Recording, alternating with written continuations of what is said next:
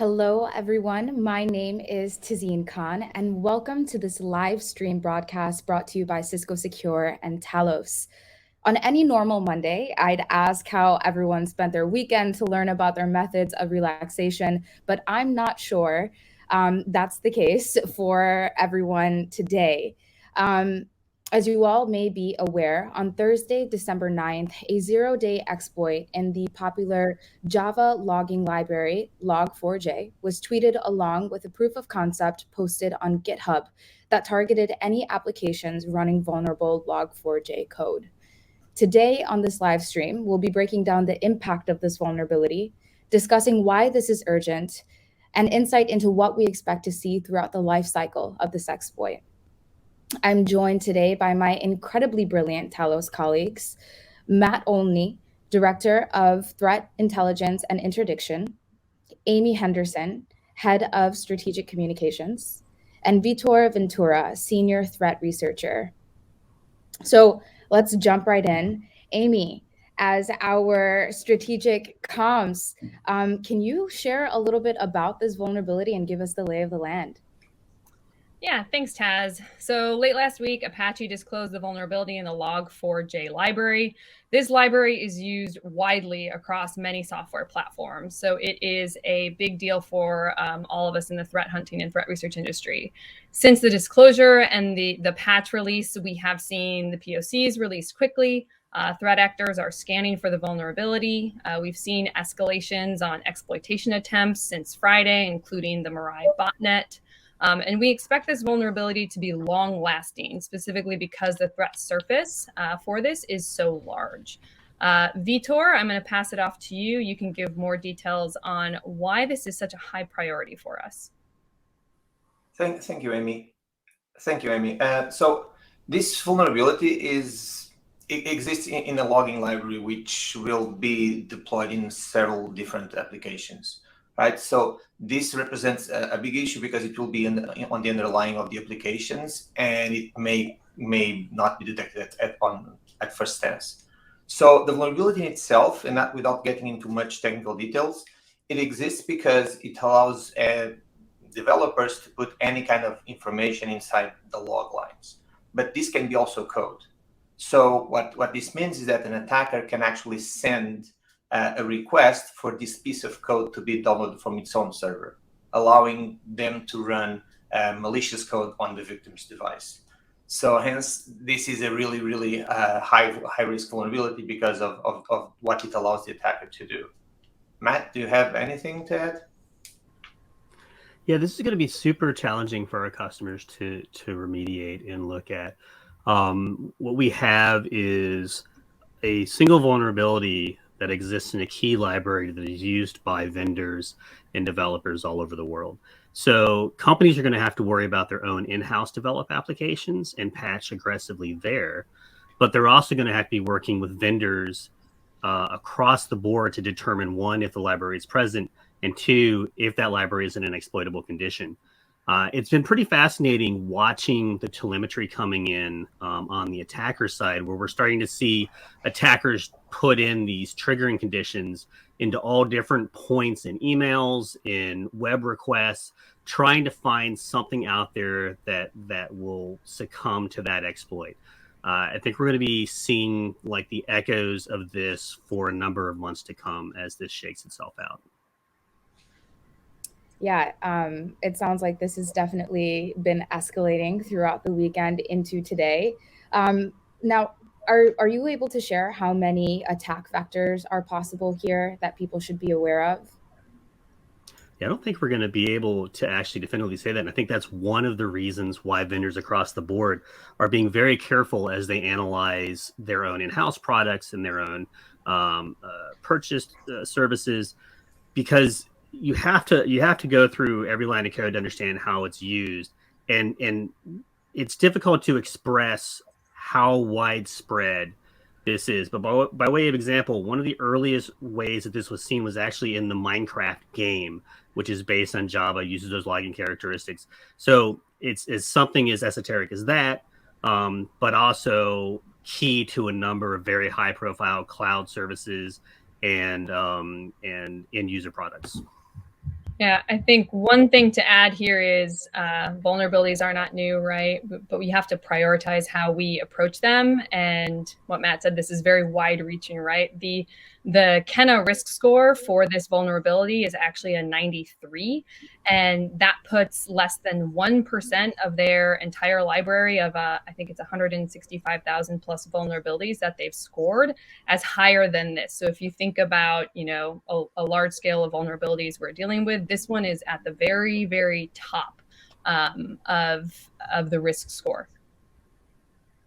Yeah, one thing I think it's also important to mention, as I was explaining a little bit the vulnerability, I was saying that the attackers will download the payload, but it's also important for everyone defending to understand that the attackers can even exfiltrate information without ever reaching their own server through DNS. And that's an important point that all the defenders must be aware, so that they can look also on that possible vector of exfiltration of information. We have actually seen that in the wild right now, so it's important to mention it. Wow. Do you all expect to see, or actually, what do you expect to see over the holidays and into the new year? So this vulnerability is even scarier given the fact that folks are looking forward to go into holiday. What do you think the life of a security professional might look like going into Christmas? A lot like this past weekend, probably. Vitor and I were just chatting about this actually on the side. We've seen this evolution occur multiple times in terms of how actors adopt rapidly emerging vulnerabilities. And so for whatever reason, and I can't tell you exactly why, it invariably looks like this over the past few years. There will be a few incidents that we see behind Thursday. So going back, I think the earliest that we have seen is December 2nd, reported is December 1st. There will be a few smatterings of incidents where early adopters had that. And then what has happened is you'll get the coin miners are very quick to adopt. And we immediately saw that in our honeypots light up with coin mining stuff. Then very close behind them will be botnets like Mirai. Adopting them. And then what we're going to see over the coming months is actors with different pace who have different objectives, whether it's finance or espionage, adopting this vulnerability for their ends. And they typically are a little more concerned about being quiet, so they may take longer to test in-house, but we will see them rolling out. So even though we've seen actors adopt this now, we certainly are going to see very dangerous attackers using this over the coming months. So our customers and people around the internet continue to be in a race against those level of actors in terms of getting patching or other remediation in place ahead. Vitor, do you have any input? Well, on this, what I would say is that as defenders go along and patch and patch all the internet exposed systems, we should never leave behind the lateral movement vector, which because people will prioritize their patching and will patch first whatever is exposed to the internet. But internal patching may lag behind, but this can still be used as a lateral movement vector. So people and all organizations must be aware of that and keep in mind that patching and mitigating internal systems is as fundamental as patching the ones that are exposed to the internet, of course, with a different priority based on the risk assessment that was done previously. Unfortunately, I don't think this winter break will be any different than previous years for all of us here. We're used to this pace, and this vulnerability, I think, was on everybody's mind going into the holidays in terms of what's going to come up, and this came up. I think there is a piece of telemetry that we saw that I think kind of illustrates some of the problems that we're going to be seeing and why I think we're going to be seeing this over a few months. Some of our partners who are doing aggressive scanning out on the internet are reporting that they will deliver their scan and then won't get the results of that scan or won't get that connect back from that scan until much later in internet terms, so minutes to hours later.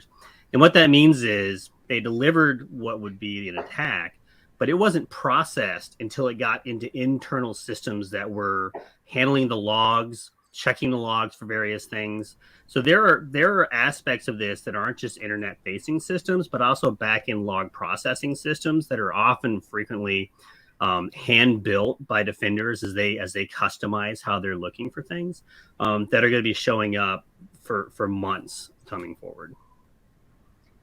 That goes right into my next question, and perhaps you all can expand a little bit, but what are these long-term potential consequences of this exploit that we can anticipate or expect? Vitor? Well, one thing that we haven't seen in the wild, but we need to be aware that may happen, is the development of a worm based on this exploit, because it's an exploit easy to write, and it's easily wormable. And if that is something that will happen, that will lead to mass exploitation. There will be a lot of consequences around that, and that's not based just on the vulnerability itself, but if we look at past events where this kind of vulnerability was disclosed, these kind of things have happened. So that's something that we must be aware of for the coming future. Amy, something to add? I don't think anything to add. What Matt and you said, right? We're seeing escalations of exploitations of this vulnerability. We're going to see higher level threat actors looking at this, folks that are willing to wait, take their time testing. And we're going to see that happen over the next few months, right? This isn't a vulnerability that we're all going to patch and it'll go away. There's a lot of different ways that this vulnerability is being exploited. The threat surface is very large. So that's why we continue to post new coverage as we uncover different ways that it's being exploited. We continue to update our rules, and it's going to be a continuous process for us as we see what is coming out of our telemetry. Yeah, that size of threat landscape is kind of really the defining feature of this. So we're here because everybody's affected. Like every organization out there is going to have some exposure to this, most likely. Very few will escape.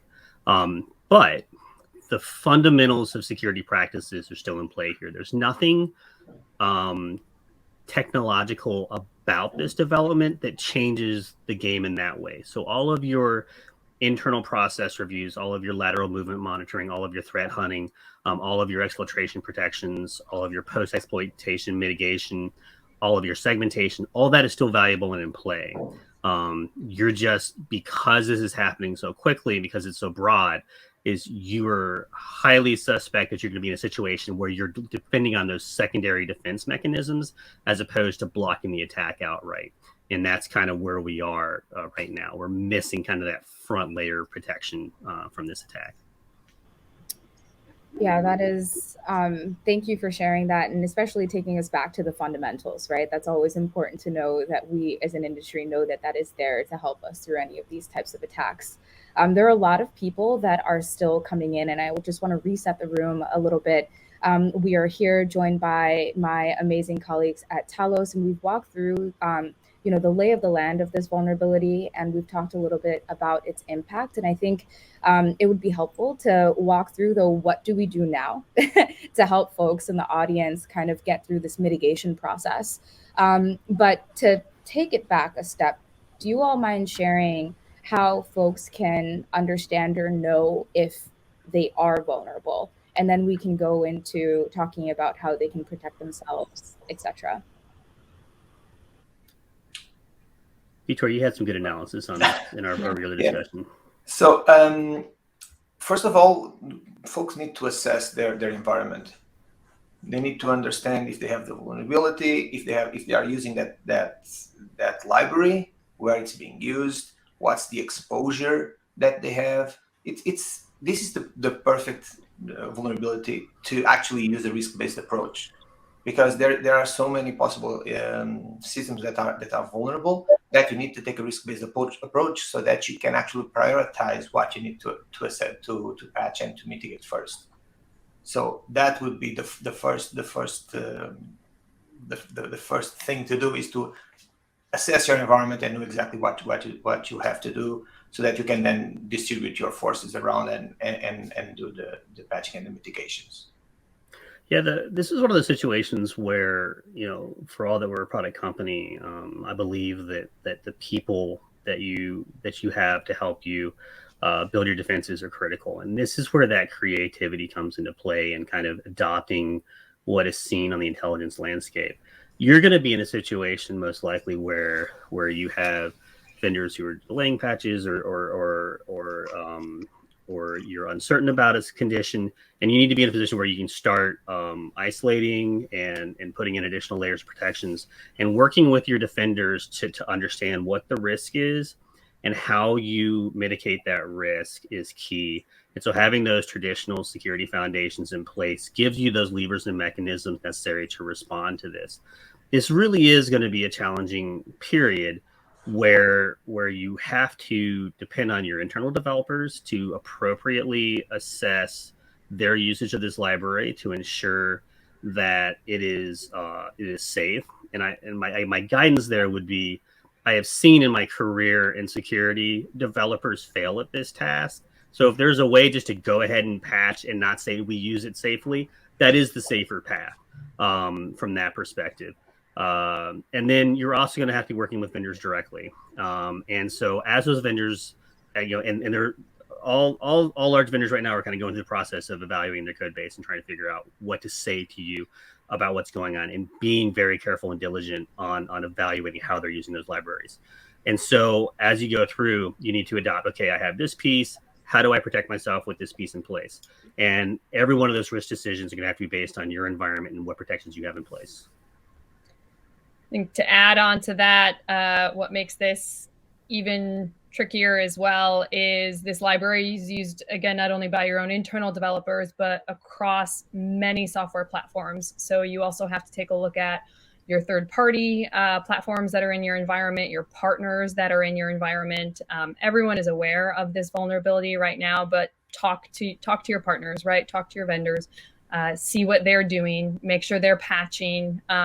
If they're not, because they think they're not vulnerable, make sure you understand that. So I think that assessing your environment, but also that includes all the third parties that have access to your environment as well. There's been a lot of discussion recently in policy circles about the software bill of materials and where it would be useful. This is your example.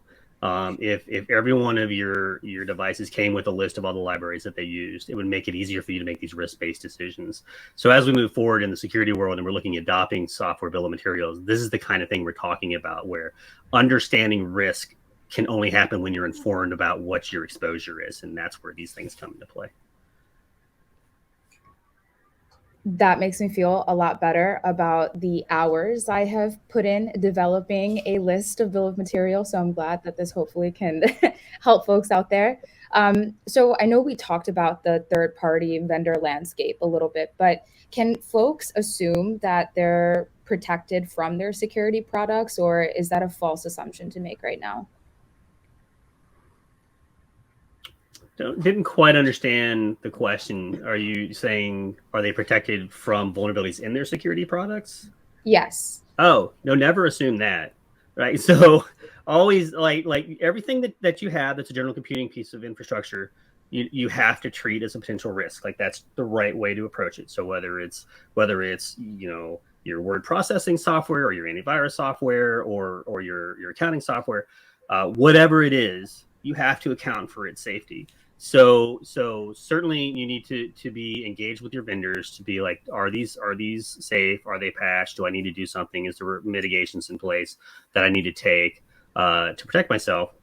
For everything in your environment, there is literally no part of your environment where I can't think of potentially having a Java-based device would be something that you could see.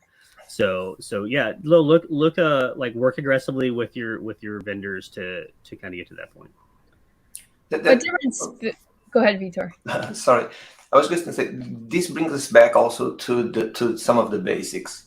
So things like not all servers, not all systems need to reach the internet, and this goes back to my initial explanation of the vulnerability. The attackers will need to download some kind of payload. So network segmentation would, I cannot say that it would block 100%, but it would mitigate the damage that an attacker can do with the vulnerability. And this is something that is go back to the basics, like Matt was saying, that we need to put segmentation around the vendors and our own internal development as needed. And that is a really important point also to keep in mind. Yeah, blocking outbound LDAP queries, like for example, right now, if you could do that, not a bad idea. Does it protect you 100%? No. Does it protect you about 99.9% of what we're seeing currently in telemetry? Yes. So if you have questions in your enterprise, looking at that kind of aggressive remediation, just to buy yourself time to conduct the kind of analysis that you need to do, that's what you need to do. Ultimately, you're looking, you have to complete some amount of work to protect yourself from these attackers. Buying yourself time to complete that work and not just decimate your people trying to get it done is an excellent approach. I think part of what we do here at Talos, not part of, but the main role of what we do here at Talos, right, is build those protections into our product. So I think that's a different way to approach this question. So Matt and Vitor, you guys are the experts here. How are, like, I'm pushing this off to you guys, but we've built several new rules, right, that go into our different Cisco Secure product line. How have we looked at those? How has our telemetry led us to build those rules? What are we seeing and how do we approach it? I think you started to get there, Matt. So, I mean, without wandering into too nitty gritty of the details, I think the way to explain it is there's a very straightforward and simple way to execute this attack. And so right out the gate, we rolled out those protections, but immediately the analysts were like, there's about 100 ways to obfuscate and kind of make this attack look different than it normally does. And that's kind of where we were focused on the inbound side, on the NGFW side. So looking at kind of providing a network-based detection for customers is the first piece that team did. So we put out that very simple approach, and then we started iterating. How would we change this attack to get by these defenses? And we have rolled out consistent updates over the weekend, and I believe we are continuing to roll out defenses or additional changes today as we identify both either internally or through telemetry different ways to obfuscate those attacks. Additionally, what we're doing is looking both in terms of what we see in telemetry back from NGFW, but also in Umbrella and honeypots and other intelligence sources that we have, shares from intelligence partners, externally observed from open source intelligence, identified pieces of infrastructure that the attackers are using. So IP addresses, host names, hashes, etc. And all of those protections will be driven into Umbrella and Secure Endpoint and all the other Cisco products. So if there's a Cisco product that can analyze a URL or look at a domain or look at an IP, that product now knows, okay, all of this is part of the attack that we're seeing on Log4j. All of it gets blocked, even though this product may not be aware of what Log4j is at all. So putting in all those different pieces and driving the intelligence into the products is kind of what we're focusing on right now. We also added, sorry, just one more thing. We also added to our blog post some domains which may not be malicious, but are being abused by the attackers to leverage their attacks. So people might want to look for those domains in their logs that might so be an indicator of possible exploitation. I think the big key here, again, we've said it multiple times, is the threat surface for this vulnerability is very large, and we're going to continue to see different ways that it gets exploited. And that's why Matt talks about our approach of what are we seeing in our telemetry? How is this being obfuscated? We're going to continue to push out new rules into our products. We're going to continue to discover new ways that threat actors are using this vulnerability. So over the coming months, into next year, we'll continue to be updating our blog, but updating our protections as well. And there's things that we've learned, like this isn't the first time we've had kind of emerging thing like this. So we think back to Hafnium, for example, which was a similar kind of pace in terms of rolling out of those Exchange server vulnerabilities. And what I would remind defenders, like I think it's recent enough that most of them still have like traumatic memories of Hafnium, but remember that it's not just at this point about patching. It's not just at this point about securing or mitigating. It's also presumption of breach, because there were actors in possession of this before that patching came out. And you are in a period now where you have variable levels of patching coverage over your products as you move forward. So you need to be looking at open source pieces of intelligence like the Talos blog and others, grabbing those IOCs and aggressively looking through your logs and looking in your environment and your DNS queries and everything else, just double checking, am I seeing something that tells me that I missed something or that I haven't caught up to something? You're in a point right now where not only are you on one hand patching like you would traditionally, but you're also doing kind of a high-end threat analysis, threat hunting exercise where you're just making sure that you're not breached as you try to get everything under control. And I wish you all the luck, because I know it's a very challenging environment right now. Can you guys share a little bit more of any of the resources, especially from an incident response perspective, that we might have that are available for folks to reach us in case of an emergency of some sort? Absolutely. You can always go to the Talos website, talosintelligence.com/IR/incident response. You'll see our emergency phone numbers there. I would say for all of our customers on retainer, right, we are available to assist them anytime that they think they've experienced a breach, if they need proactive threat hunting, compromise assessments. I would also go back, regardless of who you're working with, brush off your incident response plans, right? That's why we do tabletop exercises. That's why we practice for these events. They happen recurringly. So make sure that you have those, even if it's just who do I need to call, right? Make sure we know who is in your directory that you need to reach out to if you notice something amiss in your environment. So we're coming here up on time, but if there were any last words or pieces of advice that you wanted to keep our audience with, is there anything that you all would want to share? Oh, the first thing that comes to mind is good luck. You will need it. But we are here to help in any way that we can, of course. And we will keep updating our blog with all the IOCs, with all our visibility, and with new detections. I think that's pretty much what I would say. Yeah, when I was in paramedic training, they taught us that there were certain conditions that you would only catch if you had a very high index of suspicion. Like you really had to be looking out for things to see these little indicators of specific issues that you would see in the field. And so right now is a time to have a very high index of suspicion. A lot of incidents start out with an analyst saying, well, that's weird, or why did that happen? Now is the time to run those things down. Certainly, we don't have to tell you to patch. We don't have to tell you any of that. I know you're doing that. But those little things where you have a junior analyst kind of show up and be like, hey, the server in the DMZ keeps pinging the firewall. Those kind of things have triggered full-on incident responses in the past. So now is the time to be very diligent, not to just rapidly close alerts. Really look in, because you are behind. Everyone is behind the power curve right now, and attackers have the upper hand. I'm gonna go. Make sure you eat your lunch and get rest. Make sure you take care of yourself. I know these guys know we've been at it all weekend. We've been at it late last week.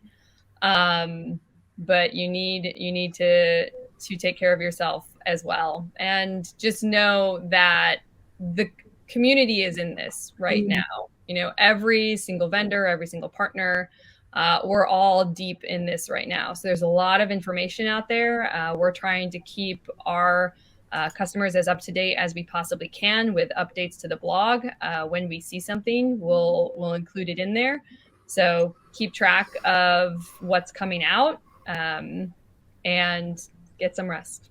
I did have one actual other thing that Amy reminded me of. So Log4j is an open source project. It's not run by any specific corporation, largely a set of volunteers, and they've had a terrible week. But that software that they build is obviously critical to what happens in the world. So a fantastic job to that team, both in terms of building that product, but also in terms of responding to this in a way that gets those patches out and all the information that customers need. So very well done, and I hope you all get some rest soon. Thank you, Amy and Matt and Vitor, for joining us, and the entire Talos team and Cisco Secure for your incredible help and input and resources that are always available. And I want to make sure to reiterate some of those resources. So if anyone is experiencing an emergency or needs incident response support, the Cisco Talos emergency response number is 1-844-831-7715. And then the EU number is 44808-234-6353. We also have our blog. The link is HTTPS. Obviously, we want to make sure things are secure. So remember, guys, all the time, secure websites. blog.talos/2021/12/Apache-log4j-RCE-vulnerability-HTML. And we will definitely have these links in the chat and available to you all. We'll be sending information via our social media.